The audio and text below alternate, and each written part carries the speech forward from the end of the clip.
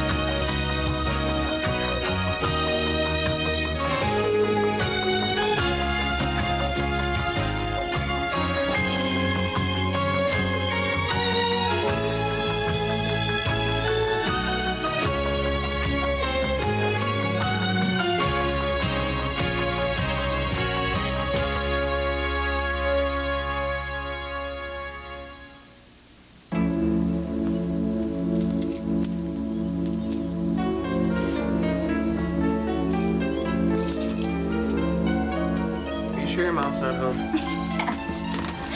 I'm sure that was her I saw in the car with Mark. And her car's out front. Door's locked. Well, do you want me to come in while you change, or do you want me to wait in the car? Oh, no. Please come in. I almost wish I didn't have any classes today. I hate the thought of being away from you for a minute. Very flattering, but not very practical. Well, whether it's practical or not. Oh, that's the way I feel. Oh, Greg. Felt like last night was so special for us. I know we've spent the night together before, but I don't know. Last night was a turning point for me after my fight with my mom. Come on.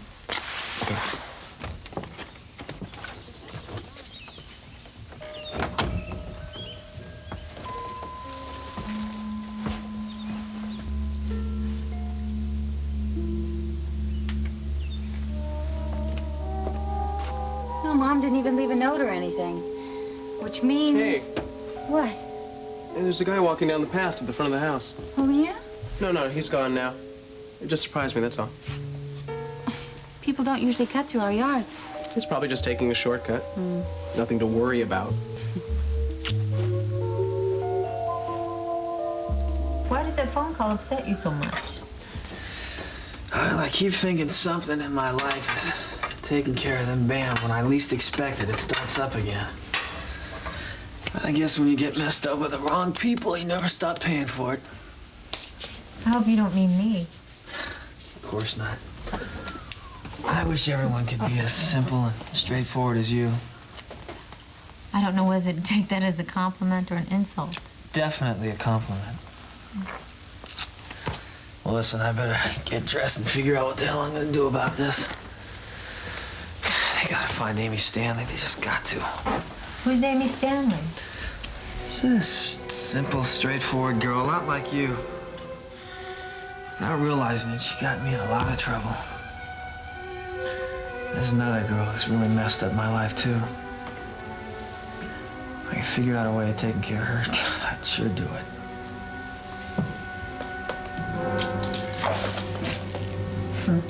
Hi, Davey. Hi, Hank. Hey, Oh, I'm hi. so glad you guys are on a break. Now I have company to talk to. Francie, let me get you a cup of coffee. Oh, no, please, sit down. Besides, I want to check out the Danishes. I'll be back in a minute. Francie know he's still as hung up on her as ever? My father asked me that same question this morning. No. Francie just thinks of me as a best friend, and that's okay with me, as long as we get to see plenty of each other and it doesn't bother her. The Sawalski brothers sure are a pair. Here's you hung up on a girl who's the only one in town and doesn't know it. And me who's finally found somebody so right, she won't even see me. Yum. You know something, Davy? This is my second cup of coffee with you this morning. I better watch my step or you'll get bored of me. Not for a minute.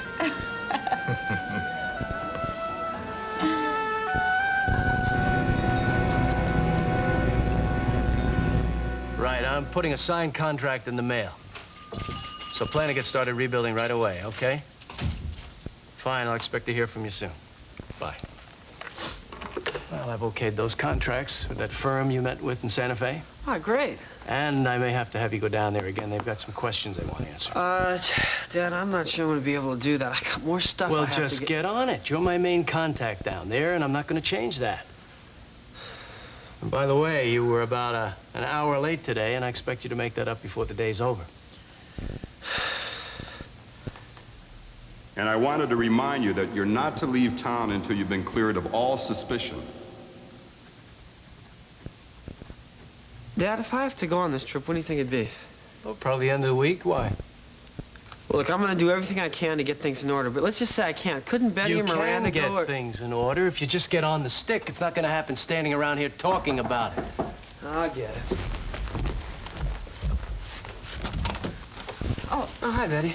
Oh, hello, Biff. Hi, Betty. Brian, I just wanted you to know I was in my office if you wanted me. Well, good. I feel a lot better having you back. I can't believe how much work has piled up since I've been gone.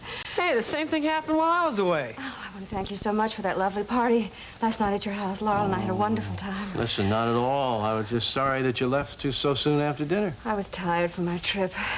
I'm gonna tell you, Laurel has really grown up in these past few months.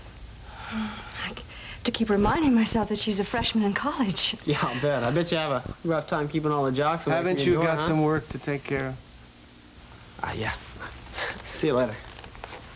Betty, I hope you didn't leave that party early last night because of that stupid slip I made in front of Laurel about asking you about No, Atlanta. the truth is that something happened at the party with Laurel that upset me a lot, and I thought it would be better if I went on home with her and tried to talk it out, but it turned out to be a Betty. disaster. What a relief seeing you back finally. Oh, well, I'm glad to be here. I was just telling Brian and Biff what a wonderful party it was. I want to thank you, too, very much. Well, I'm delighted that you could come. Besides, having your daughter there seemed to spice up the evening for Greg and Biff, who usually find a way to cut out of family parties the second they get a chance to politely leave. Well, I'll be in my office. Betty, I had a feeling you came in here to tell me something, but you didn't finish. No, I just wanted to say hello and to thank you.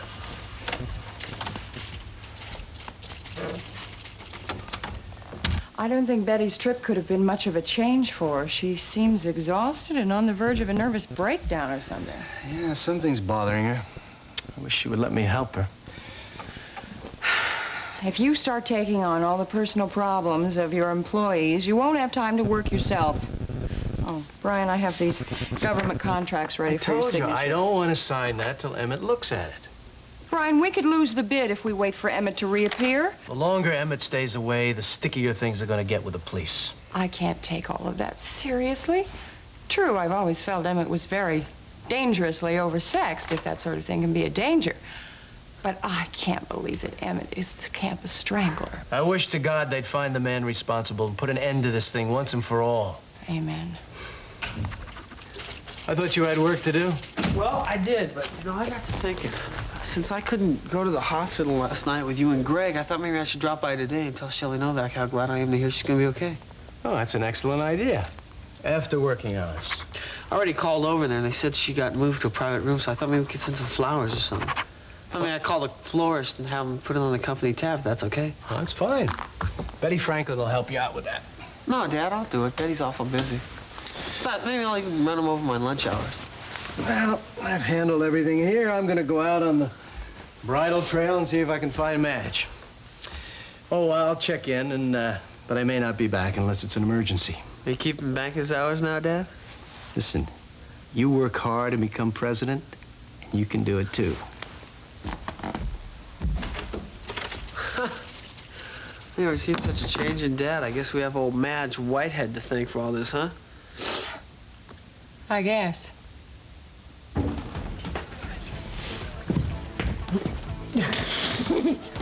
How'd your first class go? Fine. Professor Wallace was a little strange, though. Well, strange is normal for him. You know, I'm convinced that guy's got a kinky streak running through him, especially after you found that porno shot of his. And I don't want you going over to his house again. I love how protective of me you are. Yeah, well, I always will be. Want to go over to the student union and neck? I'd rather go for a walk in the woods with somebody tall, dark, and handsome. Oh.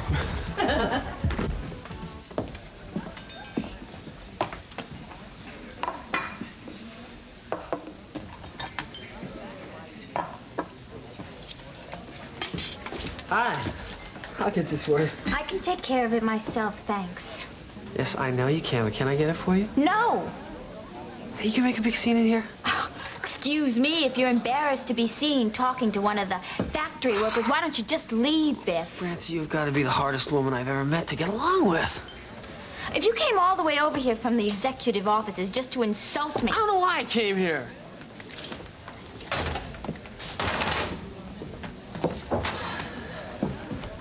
Look, I came in here when I first got in this morning, but you were with Sawalski and some guys. That was Hank, his brother, and I didn't see you.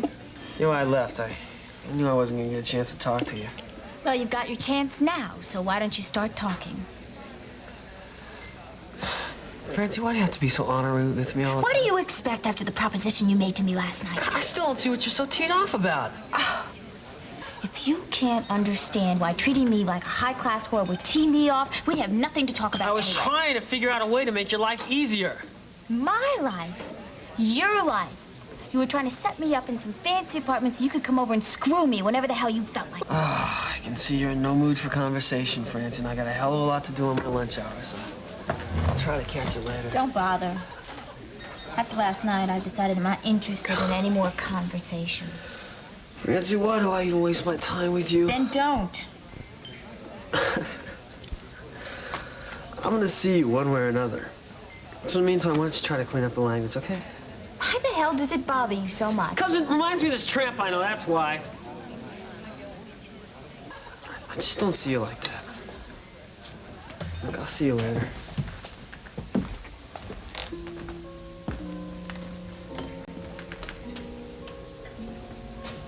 Maybe he really is beginning to respect me. Even if he doesn't know it yet. This time, I want to marry you. I want to carry you across the threshold as my wife. Will you marry me, Francie? Yes.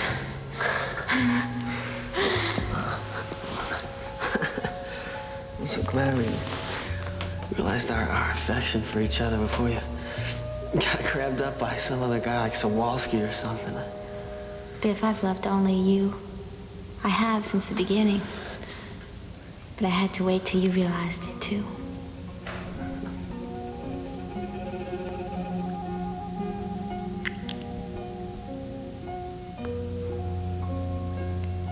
If you want, you can make love to me now. What about your dad? Oh, Biff, I put him in a loving nursing home this morning. We had the house all to ourselves. Well, everything's perfect.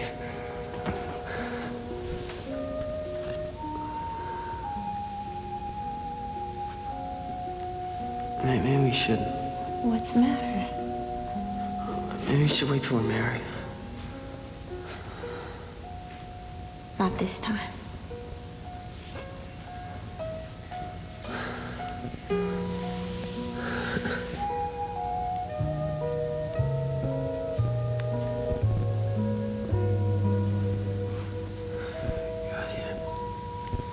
Most beautiful woman I've ever met, Francie.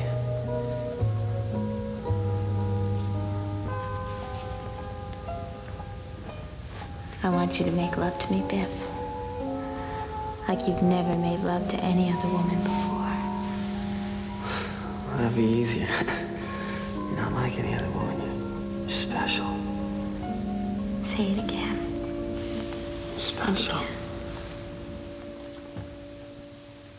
Are you in a trance or something? $1 for your thoughts. It looked like a pretty sweet dream. That's probably all it was. Just a dream. Sure was a lovely surprise to see you come riding down the path. I thought once you got to the office, you would forget all about me. You kidding? You have been here for a few days, and you've changed my life. You've changed mine, too. Excuse me. Lunch is ready whenever you'd like to sit down. Well, I think we'll have some wine first, honey.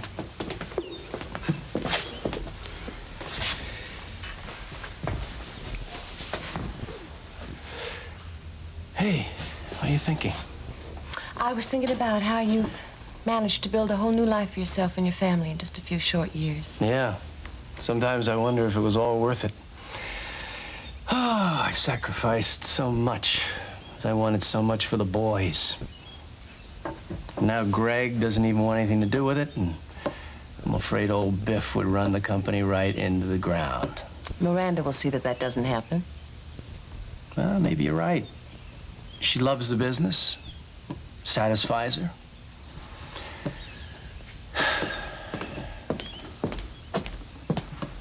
Thank you, honey. Oh, sorry, honey, thank you. We're gonna eat in about half hour, I think. Okay. Nope. I want to drink to something. And if it's premature, I want you to let me know. I don't really have a clue about what you're talking about. Well, now you're here and you've changed my life. And I don't want it to change back again. I'd like to drink to you never leaving Eden and to be a permanent part of my family and my life.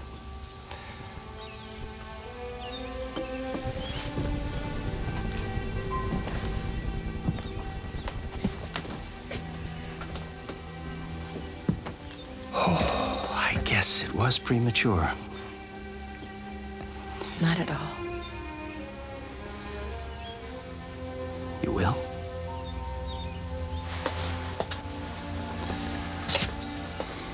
I'd be proud to. You've made me a very happy man. And tonight, I am going to tell Miranda and the boys. Yes, Bo, Madge told me all about it last night. And I cannot believe that, drunk or sober, you could have been stupid enough to tell her about our arrangement. Well, it's canceled now and for good. I've already stopped payment on the last check. Bo, I hope I never see your face again. You have made a hideous mess out of a very carefully laid out plan of mine that could have been a lifetime annuity for you if you'd been bright enough to realize it. But if Madge ever tells Brian the truth now, it could ruin my life, and I will see to it that you pay very, very dearly for that. I'm sorry. I didn't know anyone was in here. I thought Brian had gone and... How long have you been standing there eavesdropping? I want to know exactly what you heard.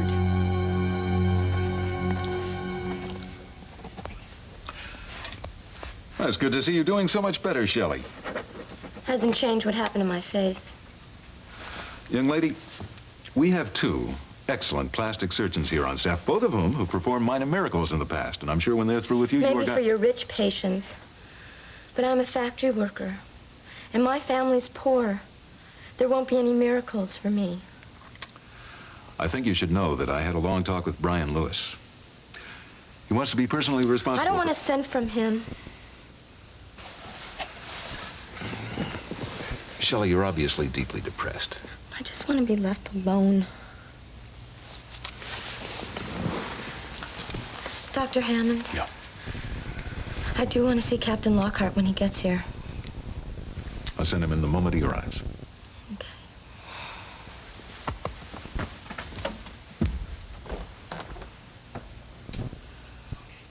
Dr. Fletcher, Dr. Fletcher, please report to intensive care. Hey, Doc, could I talk to Shelley for a few minutes? Oh, Hank, you know she's refused to see you. All right, I'll talk to her again, but I don't think it's going to do any good. Look, I promise if she shows any sign of freaking out, I'll leave, but I just got to have the chance to talk to her for a few minutes, tell her a few things I know she needs to hear. Well, she's refused help from anybody else. All right, but only if you keep your promise. I will. Thank you, Dr. Hammond. Okay.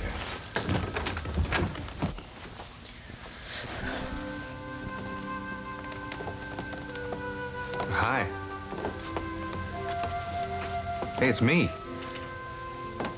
Hank, if you care anything about me, you'll just leave now. I don't want you to see me like this. I've been here every day hoping to see you. And wanting to tell you that nothing at all has changed. It's easy for you to say, but I've seen how horrible my face looks. I mean it. Nothing's changed. Nothing important, anyhow. I wish you'd turn and look at me so I feel like I'm talking to somebody.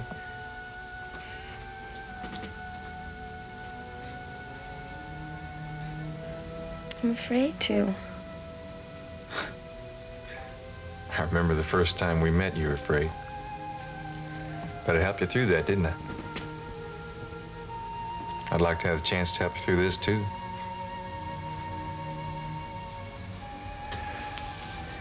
Shelley, I've been doing a lot of thinking since you've been in here. And I think it was getting mixed up with the wrong people in the first place that made you stop trusting yourself and all you have to offer. Maybe, but I've been involved with the wrong people too long to change. I don't believe that. Now, all you have to do is cut all those strings of the past and you'll learn to trust yourself. Along with the people who really deserve your trust. I'd like to believe you. You can start to trust right now. I've taken that hand away. Will you look at me, Shelley? Please?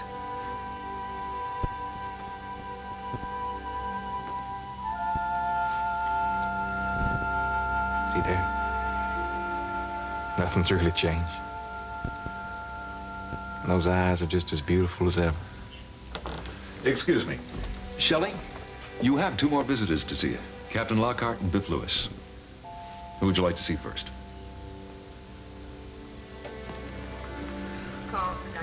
You're representing the company, Captain. I brought these flowers for Shelley. Hope she feels better. You owe Shelley Novak a hell of a lot more than flowers for giving you an airtight alibi the night Susan Walker was killed. She's telling the truth. All the same, a lot of girls wouldn't risk their reputations the way she did for you. Look, what are you doing about finding Amy Stanley? I called her roommate in New York who has no idea how to contact her until Amy gets to L.A. and calls her. Doctor, what if I go in there first? I'm on my lunch hour. I kind of like to get back. I'm sorry, Mr. Lewis. Shelley insists on seeing Captain Lockhart first.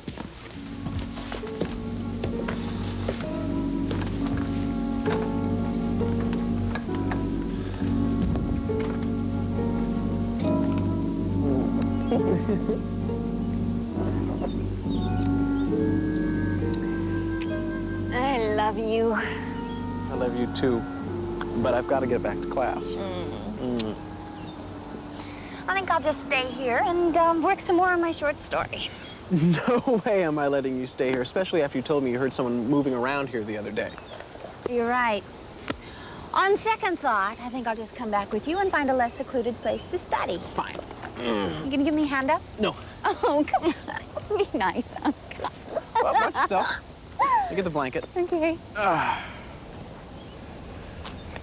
Okay, why don't you walk this way with me and you can go over to the science building and study in the gazebo. Oh, that's a good idea. Okay?